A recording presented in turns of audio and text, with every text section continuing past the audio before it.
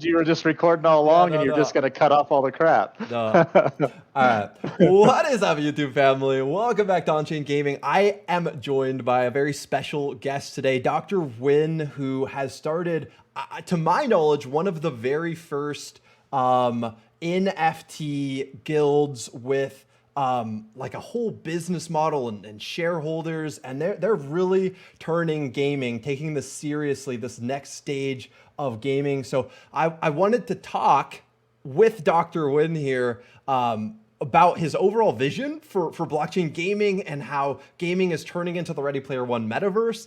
And then they're launching a scholarship program. So I wanted to transition into that and talk about the Axie economy a little bit because Dr. Win has a solid understanding of the economics behind all of this.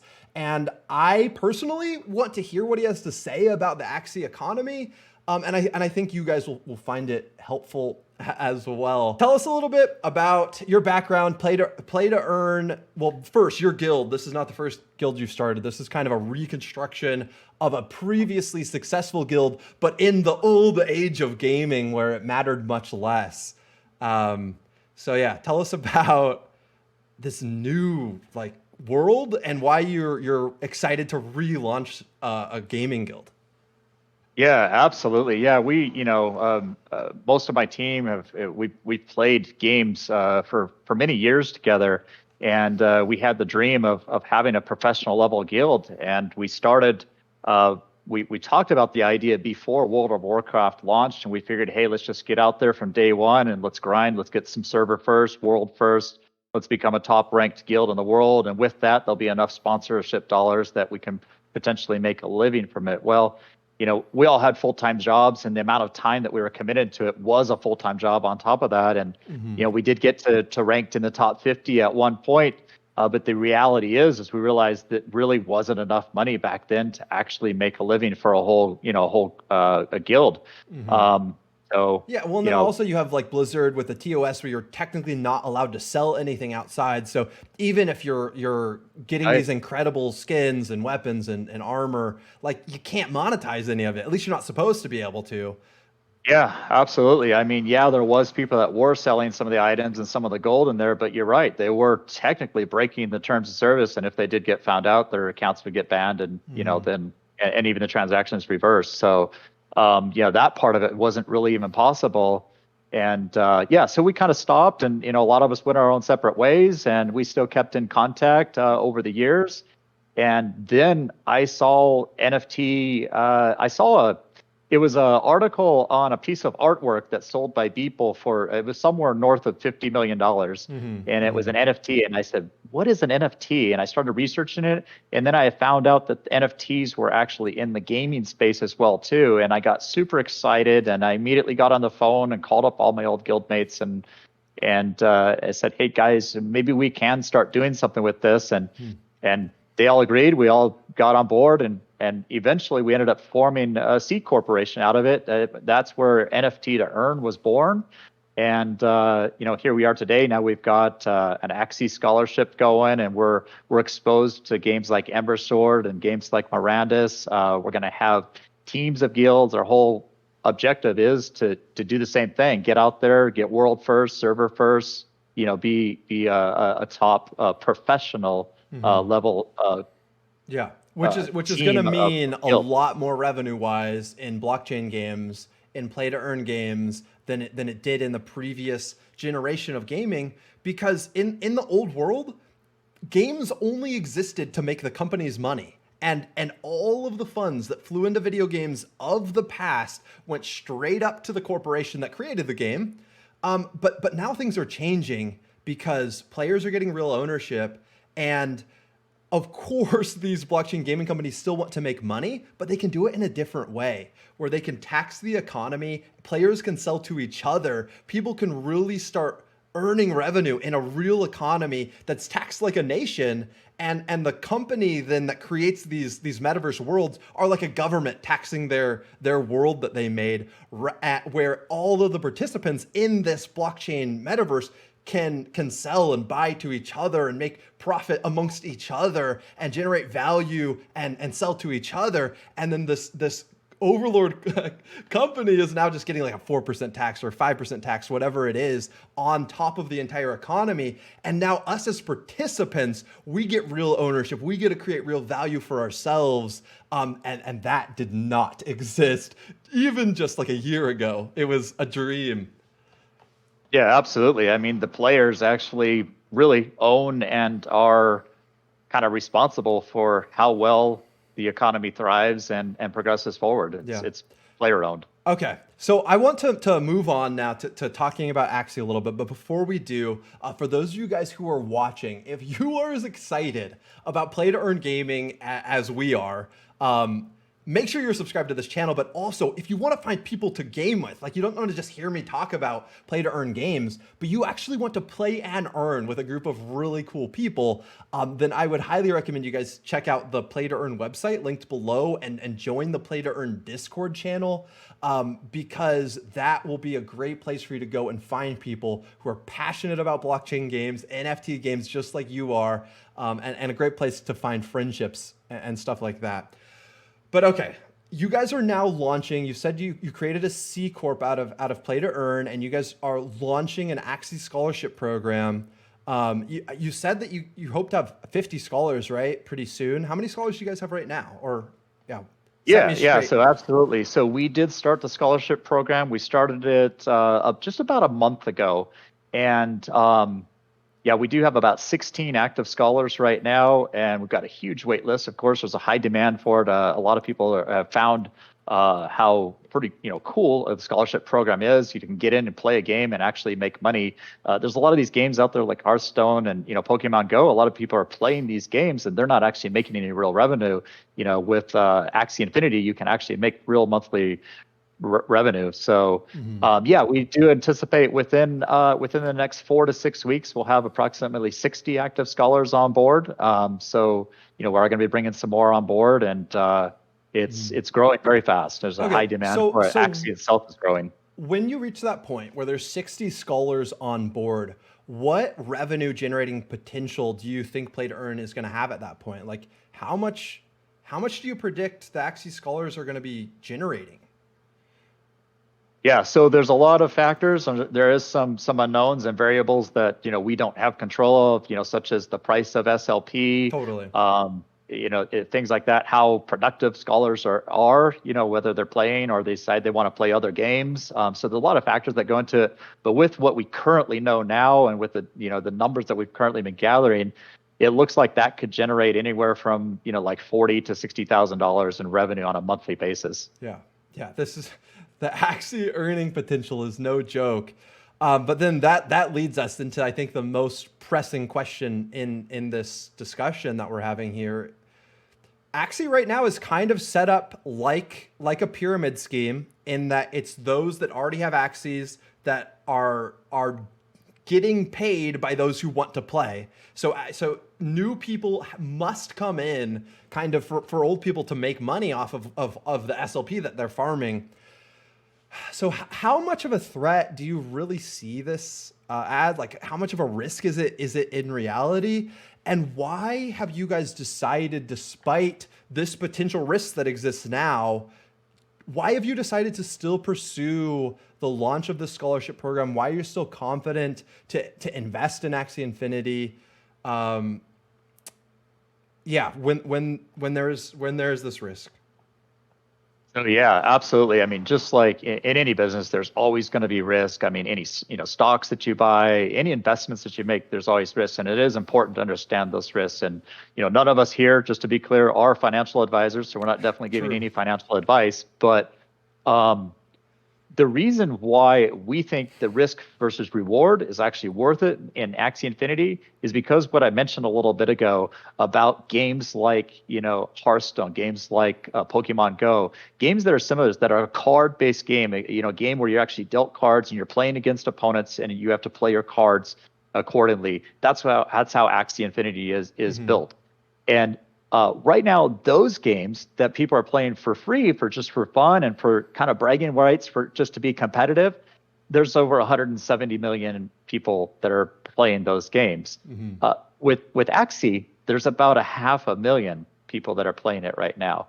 And this is a game that is, again, it's free to get started, especially if you start as a scholar. I mean, there's no cost to starting as a scholar. I mean, it's free. I mean, companies like Yeah, it mine might be hard to find a provide scholarship, but if you do find one, it. If you do yeah, it is find one, free. yeah, exactly. You start playing for free. So, and you make money. And so we feel like the demand there is actually far greater than a total of addressable market of 170 million. Because I think once the world finds out that you can do these types of things, we think more and more people are going to be wanting to play. I Yeah, mean, yeah. In everybody that I my shared it with, opinion, play to earn gaming is going to at minimum 10x the total number of gamers, because the biggest barrier to gaming right now is the fact that you kind of feel like you wasted time after you're done, and absolutely. that's changing. Yeah, I mean that's exactly why Yeah, I stopped personally. Years ago, I was literally spending 50 hours a week playing a game on top of my full-time yeah. job. And eventually reality just struck me. I was like, wow, I can't be donating this much time to something and not really getting anything to show for it. Okay. So, All right. So to expound on this more, it sounds like so far, based on what you said, it sounds like you're like, okay, in launching the scholarship program is a good idea because even though right now it is set up a little bit like a pyramid where you need more new people to join for old people to continue to earn, you don't feel like it's that much of a risk just because there's so much growth still ahead for Axie Infinity. there's a couple more things that I wanted to add to that. And a lot of it goes back to watching, we've been fans of your channel for a long time. A matter of fact, when I first got started in this business, your channel was one of the first ones that I looked at for information about on-chain gaming, which, you rightfully so, that Yeah. your company name. I Yeah. mean, Yeah. that's what I was looking for is like, blockchain gaming. And that's where I found on-chain gaming. And I watched a couple of your recent interviews, one, where you're talking to the founders about the sustainability of the economy. And that helped give me more confidence that they do have mechanisms in place to Yeah. help balance the economy. Different, they don't like to use the word burn, but Axie's going off to do other things that basically remove them from, or SLP From that's basically existence used. in our Yeah. current reality. Right, absolutely. And that's going to just help, that'll further help sustain the growth. And we think if those mechanisms can be implemented, right now, just the sheer number of people coming in, if we go from 500,000, or 500,000 people, basically, if we go from that to even 10 million or even 20, 30 million, I mean, that's a significant amount of growth. Yeah. That alone we think is going to carry us, I mean, for another year to 2 years potentially before we hit where we're 20, 30. I don't think it's going to slow down until Yeah. we get maybe over 100 million. So we got a long ways to go, and that's why we're talking about risk versus reward. There's just so much growth potential there. Yeah. So, I mean, I came to the same conclusion that you did. I'm launching, or probably by the time this video goes up, have already launched my scholarship program as well. We have my first 2 scholars going. And the reason I decided to invest in this, that it was worth investing in, that I didn't think it was going to collapse, was similar to your thought process. And yeah, I did recently interview Jiho, the co-founder of Axie Infinity, about this very issue, the long-term sustainability of Axie Infinity. And kind of the conclusion that I came to is that the risk definitely exists, but I think by the time the risk shows itself, there's a really good chance it's already gonna have been solved. So it's like we're looking out like 3, 4, 5, 6 years, like when the growth, when everyone's already playing Axie and there's no more growth left for Axie Infinity, and the music looks like it's about to stop playing. I think by that time, there already is going to have been Axie burning implemented. There already is going to have been these steps taken to ensure the long-term sustainability of Axie Infinity. So it's like we're looking at this existential threat that's years out, and we're way over here. And the Axie team sees that existential threat way off in the distance, and they're like, "Oh yeah, we're already working on a solution that's gonna get put in place right here." And yeah, that solution's going to happen. We're never going to reach that existential place of failure. And yeah, they really are working on solutions. I mean, some of those solutions are, I mean, beyond just the burning stuff and some of the other things they're going to do, maybe being able to upgrade Axies, all those things are going to use resources, which helps provide more sustainability to the economy. But what about land? When we've got when an Axie becomes an entire open world, a metaverse in and of itself. I mean, there's so many more things that can be introduced when you have a complete open world for your Axies to go and you know, Totally. play Okay. within. Okay. So Show me your screen share again. You had that chart yeah, up. let's do that. And yeah, we were talking before we started here about how the server issues have been having some interesting effects on the chart of what's actually happening in the Axie economy. Yeah. So myself and one of my longtime guildmates that helped me actually start and create, you know, my successful guild that we had back in World of Warcraft, Lurtsamus, who actually is on the call here in the background here. We were looking at this data together, and what we see here on about the 12th, if you expand out the data and then scroll over and expand it out, you can see here on about 712, it starts to really kind of take off. I mean, maybe slightly before that, it really on the 12th, it really accelerates the pace and starts to take off. The 12th is also right when they really started having a lot more server problems. And that's when they were trying to go and they're revamping the servers and they were breaking apart. Instead of having one large database, they were breaking it apart into multiple databases to scale this out bigger. And they really brought Axies a lot of what the scholars could do offline. A lot of scholars could not log in at all. On my mobile phone for over a week, I couldn't log in and maybe got in Yeah. just a couple times, but Same. hardly any at all, hardly any activity. And you got to think, as a manager of a scholarship business, if you have scholars that are producing you no revenue at all, but the marketplace is still open and you're able to buy SLP and you're able to buy AXS so that you can continue breeding Axies and sell Axies on the marketplace, you're probably going to transition your business more to just say, okay, well, let's just breed and sell off these Axies for right now until the server's issues gets worked out. To me, I think that's part of the logic of what might have happened here. That might be why we see this spike up in breeding. It spikes, and it's diverging away from how much activity is actually happening on the marketplace. The marketplace activity is increasing, but not nearly at the same rate as the breeding is. Yeah.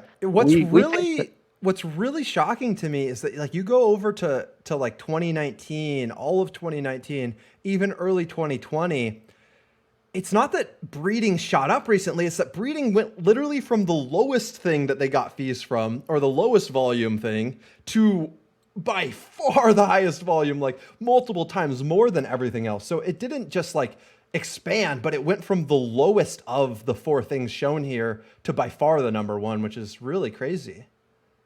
Right, absolutely. And what we think is when the servers are back online, running smoothly, which it looks like we're getting there really close. I mean, there's a little bit of issues when we had an update the other day. Some of the people couldn't find the update through the phone, and we actually linked it in our Discord so they could get to the update easily, because that was actually the only way that we could direct people to actually be able to get the update was just I took it from the computer. So you can find the update for Android on the PC, and then we just copied the file and put it on so that we could share it out to everybody. And we'll probably get that on our website as well, too, if Axie hasn't already fixed the problem. I think that they're aware of it and may have already fixed it. I haven't checked recently, though. But we're thinking that once the issues are resolved, Axie's running smooth, you can log into your phone, you can log in through the PC, and the scholars can actually go and play the game and actually earn their income, which actually earns the companies, you know, like myself and like yours that have actually started scholarship programs are actually making revenue and everything is smooth. We think that that divergence is going to come back down to normalize. Okay. So if you had to put a date, actually, this is an unfair question because I wouldn't want to answer it. But when do you think the threat of growth slowing down might actually show itself? Like, is this something that might show itself in a couple months? Like maybe the growth slows down really soon, or is it something that we're not going to see for, I mean, 5 years plus? So there is a way you can kind of work some numbers on it, but you got to think like at what point do we become where we're nearly saturated market, where we really got like it's just not nobody new coming to play Axie Infinity anymore. Is that number, is it 170 million where it's that whole addressable market of, you grab a lot of the market share from Pokemon Go, from Hearthstone, and new players coming in, new people like myself. I never would have came in and played these games had it not been for what's going on with blockchain, and NFT and, ability to earn with NFTs. Yeah. I don't know, if you double 500,000, let's say they're doubling every month, you got 1 million, and then you got 2 million, 4, 6. I mean, it's not going to keep doubling and doubling. It's going to probably more like 50%. And there once will you get be, to a I certain point. think, slow periods and then fast periods and slow Yeah. periods. And I would say like even going with a pretty rapid growth rate of like, let's say you're adding like, 30 to 40% new people playing Axie every month. We're probably looking at 1 to 2 years out. Okay. That's I mean, that's not that far away. When I was talking with Jiho, he gave an estimate, and he did prerequisite this by saying that it could be totally wrong. But he gave an estimate that Axie burning might be implemented like Q2 of next year. So then according to your timeline, then that would still be in plenty of time before the growth slows down. But what I'm a little bit worried about, maybe not that worried about, it definitely won't be the end because Axie's experienced this before. But if we see any faltering of growth where there's just not the same demand for a little while, maybe like the public conscious goes through periods where they're super into something and then they forget about it for a while and lose focus, and there's something else really cool that grabs onto the public attention. So if that happened and Axie wasn't the hot thing for a little bit and the growth slowed down just for a little while, like that's happened many times before, and then Axie starts speeding up its growth again. But what I'm worried about is you see a drastic drop in SLP, maybe you see a little bit of drop in Axie prices, and people maybe freak out a little bit and like, I need to sell my Axies before it goes down too much, and then it compounds, and all of a sudden Axie value goes down even more, and then SLP value goes down even more, and there is a risk. It's small because I think the Axie team has ways to control this a little bit, but where just like there was FOMO in this parabolic rise in Axie, we see some major fear that comes in when people can't earn as much as they could 2 weeks ago. SLP drops to 7 cents, which it was literally at like a couple months ago, and people think it's the end of the world. And then the player population, the daily player number starts dropping, and then people like, what's the likelihood of that scenario? And do you think it's easily overcomable? Well, the founders, they mentioned one thing that I think you and I haven't, because we're focused on the business side of it. We're talking about all the money. They have mentioned that they want to make a game that's actually fun to play. It is fun to play as well. And you got to remember, I mean, there's people that are playing Pokemon Go. There's people that are playing Hearthstone. There's people that are playing all these other games that are fun to play and they're competitive. And you earn zero. You earn zero. So Yeah, if the income came down, I don't think that the people are going to just say, you know what, I'm not going to play that game. I think they're still going to play it. There's still going to be demand. So, that's definitely a good point that, there's the fun factor. And they're going to be introduced. I mean, when there's land and there's a metaverse and everything else, you got the tournaments that are happening where you want to rise up and be one of the top Axie players in the world. That's not going to go away. What's the likelihood that we start to see like Wall Street funds, we start to see big money start pouring into this revenue opportunity, and instead of an Axie economy collapse, we actually, like, this current parabolic rise is nothing. We haven't even seen it start to rise yet, and we see SLP go to like $3. The whole world starts talking about this. What's the likelihood that something like that happens? I don't know because it did take Wall Street funds a while to be able to just buy Bitcoin, and then they recently added Ethereum and all that. Yeah, Ethereum, most I think aren't even touching yet, to be completely honest. I would say that they're really slow to move. And I don't even know that they are really even aware of the whole NFT space as a whole. I mean, it's not even being talked about. If they, I know they talked about like, cryptocurrency regulation and stuff like that, and we're not even worried about that because they know that they're probably not even aware of this piece of the business yet. So I think that part of it's going to be a long ways off. Now, how it might come into play is through companies like mine, because we're a C corp, and if we ever decide to go public someday, then that's going to bring awareness to Wall Street that, hey, here's a company that has exposure to this, and that might be the way that Wall Street starts getting involved. As of right now, I don't know that there's really too many other companies out there that are doing exactly the model that we're doing that have actually formed it an actual C corp. I don't think there's anyone. I think we are the first. So correct me if I'm wrong. If any of your viewers, Yeah. definitely comment below.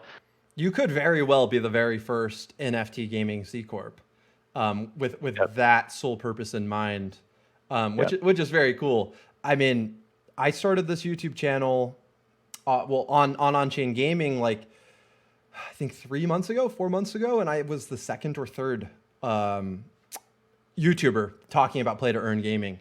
In Wow. the entire world, and that was Right. several months ago.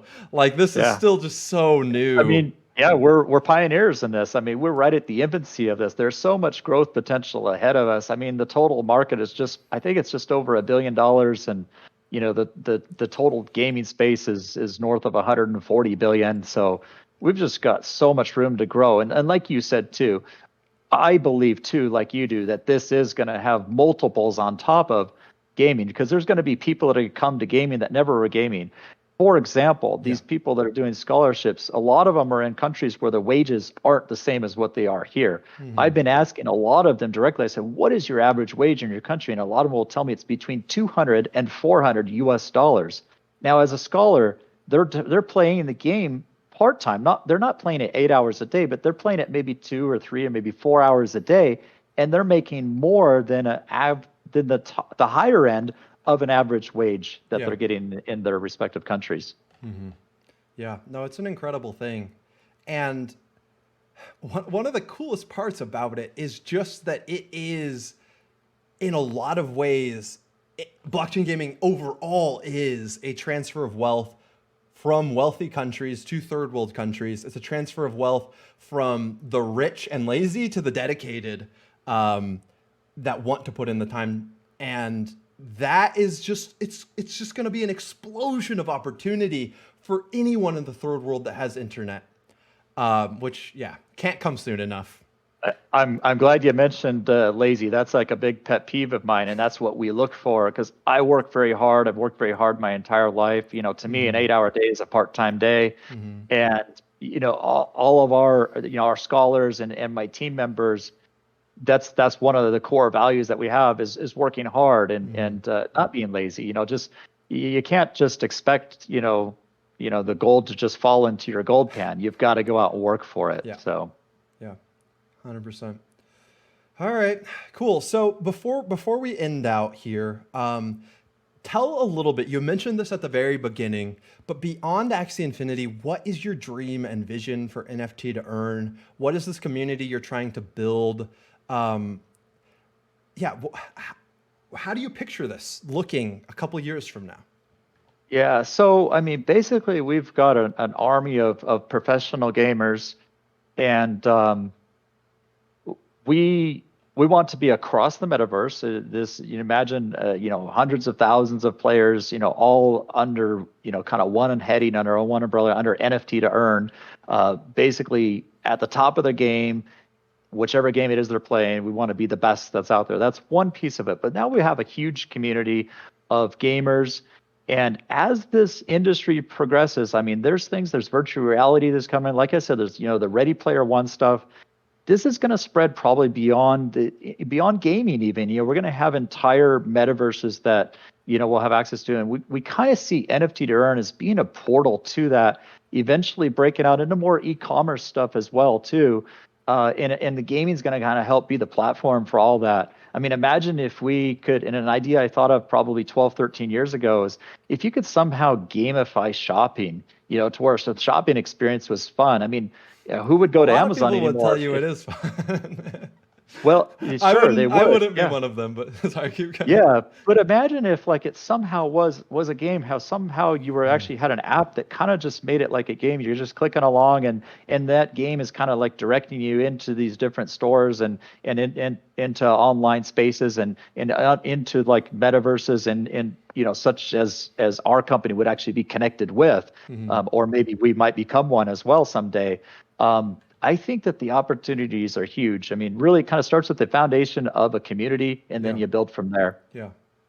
Yeah, that's cool. Well, I love what you're building here. I think that this we're all so early into this, and we're literally building the foundation for the future of play to earn gaming right now. We're building the future communities of play to earn gaming. We're promoting and driving eyes to the most promising play to earn games. We're supporting by investing in these games and by helping educate communities. We're giving people confidence to support Right. the promising games. And like literally what play to earn gaming is doing, what I'm doing at on-chain gaming, what we're doing together here in partnership is making this thing that we think is so cool actually have a real fighting chance of becoming a reality. So when you guys support on-chain gaming, or when you go join the Play to Earn Discord and become a part of that community and support Play to Earn, like we're all kind of putting our collective weight towards making the reality that we want to exist truly actually exist. And yeah, that's super, super cool. Absolutely. And a little bit more that I wanted to add to that when we're talking about these metaverses, one of our most important partners that we've got with us too is a company called Land Vault. And they're actually able to build out like some of these metaverses, where, your company and mine, we can have like our own space and we can have our family of gamers there and we can all play with them through kind of these virtual worlds that they're going to be able to create for us. All right, well, cool. Well, thank you for joining me for this chat. Um, I think about the Axie economy all the time. I will even though I'm confident enough to create the scholarship program, I will not rest 100% easy until Axie burning is implemented. It will stay in the back of my mind. It'll just always be there. Like this still needs to happen, or this is gonna fail eventually. Right. So it's important we keep bringing it up. We keep making it an issue. Remind Axie, the developing team, they understand this has to happen, but we as the community have a voice and we can tell them that it matters a ton to us. We want you guys to focus on this, Sky Mavis. Yeah, protect what you guys have built. You guys have built something incredible. Obviously, continuing to make sure it can keep scaling and keeping the servers strong is very important. But I think after that, ensuring the long-term sustainability of this incredible metaverse that you guys have created is important. I would say even before Lunasia launches and stuff. Now, maybe the Lunasia launch is part of the solution. And if I think it that's is. true, I think it is. then it makes sense that it's all happening. But yeah, I won't rest completely easy until there's some Axie freeing, not burning. Yeah.